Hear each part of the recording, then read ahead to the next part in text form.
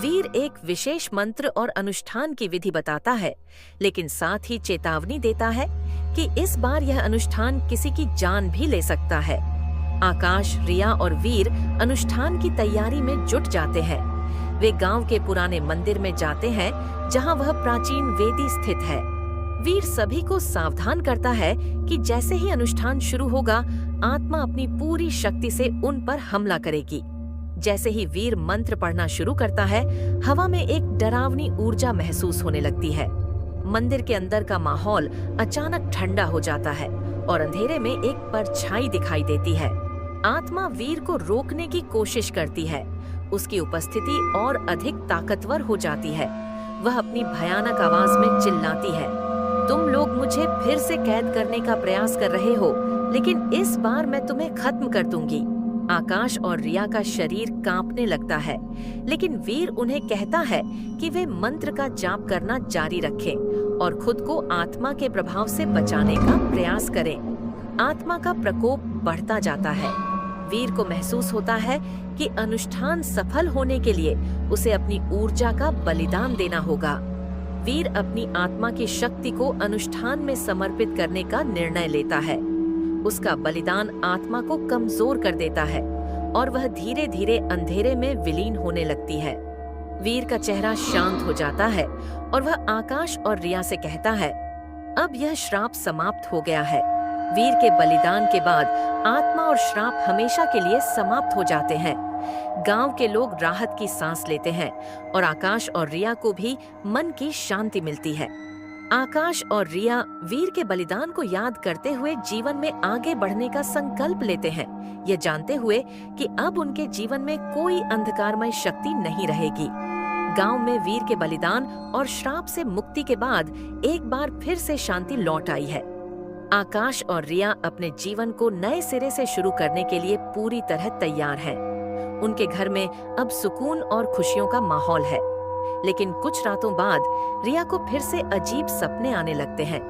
सपनों में वह देखती है कि कोई छाया उसकी ओर बढ़ रही है और एक अजीब सी आवाज उसे पुकारती है। रिया को यह समझ नहीं आता कि ये सब क्यों हो रहा है। गांव में भी अजीब घटनाएं शुरू हो जाती हैं। कई लोग दावा करते हैं कि वे रात में किसी अनजान परछाई को अपने आसपास महसूस कर रहे हैं। कुछ लोग तो यह भी कहते हैं कि उन्हें वीर की आवाज सुनाई दे रही है। ये सब सुनकर आकाश और रिया को लगने लगता है कि शायद श्राप पूरी तरह से खत्म नहीं हुआ है। एक बार फिर से वे उस रहस्य को जानने की ठान लेते हैं। आकाश और रिया गांव के पुजारी के पास जाते हैं और उसे सारी घटनाएं बताते हैं। पुजारी चिंतित होकर कहता है, शायद श्राप का कुछ हिस्सा अभी भी यहाँ बाकी है। कभी कभी प्राचीन आत्माएं इतनी आसानी से मुक्त नहीं होती, हमें और गहराई से जांच करनी होगी। पुजारी उन्हें एक पुराने ग्रंथ के बारे में बताता है, जिसमें प्राचीन आत्माओं के बारे में लिखा हुआ है। आकाश, रिया और पुजारी गांव के सबसे पुराने पुस्तकालय में जाकर उस ग्रंथ को खोजते हैं। ग्रंथ में लिखा होता है कि कई आत्माएं मृत्यु के बाद भी अपनी अधूरी इच्छाओं के कारण इस दुनिया में फंसी रहती हैं। ग्रंथ में वीर जैसे बलिदानियों के बारे में भी बताया गया है, जो मरकर भी अपनी आत्मा को किसी विशेष उद्देश्य के लिए बांध देते हैं। ग्रंथ पढ़ते पढ़ते आकाश को एहसास होता है कि वीर का बलिदान तो हो गया, पर शायद उसकी आत्मा पूरी तरह से मुक्त नहीं हो पाई है। वीर ने जो श्राप को समाप्त करने का प्रण लिया था, वह पूरी तरह से पूरा नहीं हुआ। उनकी आत्मा अब भी इसी गांव में भटक रही है और तभी लोग उसकी आवाज सुन रहे हैं। पुजारी उन्हें बताता है कि एक और अनुष्ठान करना होगा, जिससे वीर की आत्मा को पूरी तरह से शांति मिले। लेकिन यह अनुष्ठान कठिन है और इसमें बहुत सावधानी बरतनी होगी, क्योंकि किसी भी गलती से आत्मा क्रोधित होकर गांव में प्रकोप ला सकती है। आकाश और रिया एक बार फिर से उस अनुष्ठान की तैयारी में जुट जाते हैं। पुजारी की सलाह पर रिया वीर से संपर्क करने की कोशिश करती है। वह रात के सन्नाटे में वीर का नाम लेकर उसका आह्वान करती है। कुछ ही देर में एक हल्की सी परछाई सामने प्रकट होती है और वीर की आवाज सुनाई देती है। वीर की आत्मा कहती है, मैंने अपने कर्तव्य का पालन किया, लेकिन मेरा संकल्प अधूरा रह गया। मेरी आत्मा को शांति तभी मिलेगी जब तुम इस श्राप को पूरी तरह समाप्त कर दोगे। अगली रात आकाश, रिया और पुजारी मिलकर अनुष्ठान शुरू करते हैं। वीर की आत्मा उस स्थान पर फिर प्रकट होती है। उसकी आंखों में अधूरे संकल्प की पीड़ा झलकती है। अनुष्ठान के दौरान हवा में एक अजीब सी ठंडक फैल जाती है और वीर की आवाज धीरे धीरे कमजोर होती जाती है। रिया और आकाश अपनी पूरी शक्ति से मंत्रों का उच्चारण करते हैं ताकि वीर की आत्मा को हमेशा के लिए शांति मिल सके। आखिरी मंत्र का उच्चारण होते ही वीर की आत्मा में हलचल होती है। उसकी दर्द भरी आवाज सुनाई देती है, धन्यवाद, अब मुझे मुक्ति मिल रही है। अब मैं अपने गुरु के पास जा रहा हूँ। वीर की परछाई धीरे धीरे विलीन होने लगती है और उसकी आत्मा को शांति मिलती है। आकाश, रिया और पुजारी के चेहरे पर संतोष की झलक होती है। अब उन्हें यकीन हो जाता है कि वीर की आत्मा को मुक्ति मिल गई है। वीर की आत्मा के मुक्ति के बाद गांव में एक बार फिर से शांति लौट आती है। अब लोगों को किसी भी तरह की परछाई या अजीब आवाजें नहीं सुनाई देती। गांव वाले वीर के बलिदान को याद करते हैं और उसकी आत्मा की शांति के लिए प्रार्थना करते हैं। आकाश और रिया अब आश्वस्त हैं कि श्राप और वीर की आत्मा दोनों को हमेशा के लिए मुक्ति मिल चुकी है। अब वे निश्चिंत होकर अपने जीवन की नई शुरुआत करने का निर्णय लेते हैं। वीर की आत्मा को शांति मिलने के बाद गांव में सब कुछ सामान्य दिखता है। आकाश और रिया ने भी अपनी जिंदगी को फिर से पटरी पर ला दिया है। वे अब अपने भविष्य की योजनाएं बनाने में व्यस्त हैं। लेकिन जैसे जैसे दिन बीतते हैं, रिया को गांव में एक अजीब सी चुप्पी महसूस होती है जो पहले कभी नहीं थी। गांव के लोग भी जैसे कुछ छिपा रहे हैं। कुछ लोग घरों से बाहर नहीं निकलते और बाकी लोग जल्दी जल्दी अपने काम खत्म कर घर लौट जाते हैं। यह अजीब माहौल रिया को बेचैन कर देता है। एक रात जब आकाश और रिया सो रहे होते हैं, उन्हें बाहर से कुछ अजीब आवाजें सुनाई देती हैं, जैसे कोई दूर से किसी को पुकार रहा हो। रिया अचानक उठकर खिड़की से बाहर देखती है, लेकिन वहां कोई नहीं होता।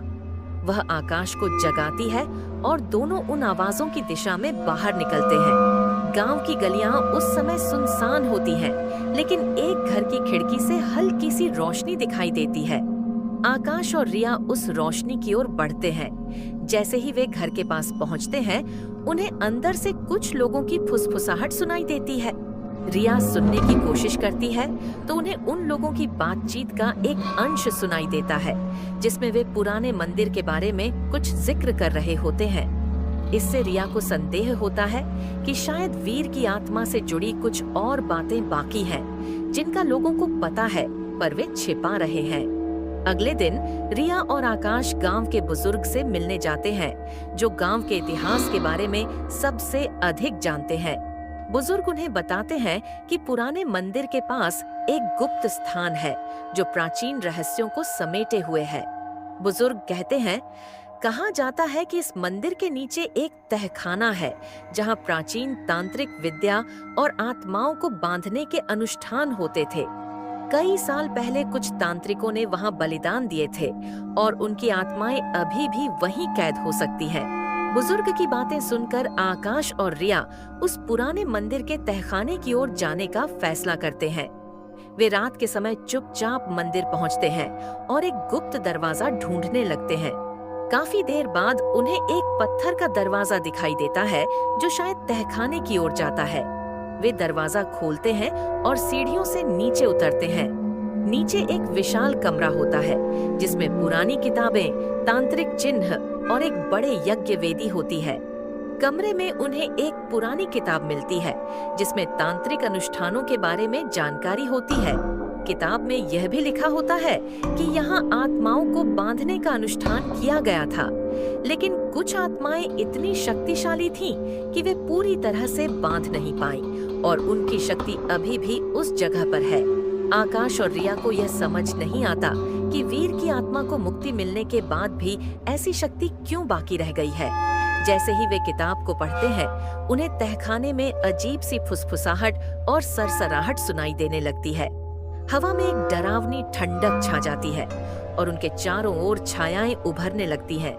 रिया का दिल तेजी से धड़कने लगता है, लेकिन आकाश उसे कहता है कि वे शांत रहें और धीरे धीरे बाहर की ओर बढ़ें। जैसे ही वे तहखाने से बाहर निकलते हैं, उनके पीछे दरवाजा अपने आप बंद हो जाता है और चारों ओर एक गहरा सन्नाटा छा जाता है। अगले दिन आकाश और रिया को एक और पत्र मिलता है जिसमें लिखा होता है, जो रहस्यों को खोलने का साहस करते हैं उन्हें परिणाम भी झेलने पड़ते हैं। तहखाने की शक्ति अब जाग चुकी है और इसे शांत करने का तरीका तुम्हें खुद ढूंढना होगा। इस चेतावनी को पढ़कर दोनों की चिंता बढ़ जाती है। वे समझ जाते हैं कि इस बार उन्हें पहले से कहीं अधिक खतरनाक चुनौती का सामना करना पड़ेगा। आकाश और रिया अब जान चुके हैं कि मंदिर के तहखाने में जो आत्माएं कैद हैं, वे बहुत ताकतवर हैं और उन्हें बस साधारण अनुष्ठानों से मुक्त नहीं किया जा सकता। गांव के बुजुर्ग कहते हैं कि इन आत्माओं को शांत करने के लिए एक विशेष तांत्रिक अनुष्ठान करना होगा, जिसमें वीर की तरह एक और बलिदान देना होगा। आकाश और रिया अब इस नई अनहोनी से निपटने की तैयारी में जुट जाते हैं। वे जानते हैं कि यह उनकी अब तक की सबसे बड़ी और खतरनाक परीक्षा होगी। उन्हें एक तांत्रिक की मदद लेनी होगी और इस बार शायद बलिदान भी देना होगा। वे गांव के लोगों को सुरक्षित करने का प्रयास करते हैं और इस रहस्य का सामना करने के लिए एक बार फिर से खुद को तैयार करते हैं। तहखाने के रहस्य का खुलासा होने के बाद आकाश और रिया को यह समझ आता है कि उन आत्माओं को शांत करने के लिए एक अनुभवी तांत्रिक की सहायता जरूरी होगी। वे गांव के बुजुर्ग से सलाह लेते हैं, जो उन्हें एक प्रसिद्ध तांत्रिक बाबा आग्नेय के बारे में बताते हैं। बाबा आग्नेय का नाम सुनकर गांव वालों में एक डर और सम्मान का भाव दिखता है, क्योंकि वह खतरनाक तांत्रिक विद्या में माहिर माने जाते हैं। आकाश और रिया बाबा आग्नेय को ढूंढते हुए एक घने जंगल में उनके आश्रम पहुंचते हैं। बाबा एक गहरी आवाज में उन्हें तहखाने के बारे में पूछते हैं। वे कहते हैं, उस स्थान की आत्माएं साधारण आत्माएं नहीं हैं। उन्हें बांधने के लिए किया गया तांत्रिक अनुष्ठान अब कमजोर पड़ रहा है। उन्हें मुक्ति देने के लिए एक विशेष बलिदान देना होगा। बाबा आग्नेय चेतावनी देते हैं कि यह अनुष्ठान बहुत खतरनाक होगा और यदि कोई गलती हुई तो उन आत्माओं का प्रकोप पूरे गांव को तबाह कर सकता है। अगर आप सभी को हमारा एपिसोड पसंद आया तो हमारे चैनल को सब्सक्राइब करना मत भूलना और लाइक करना मत भूलना।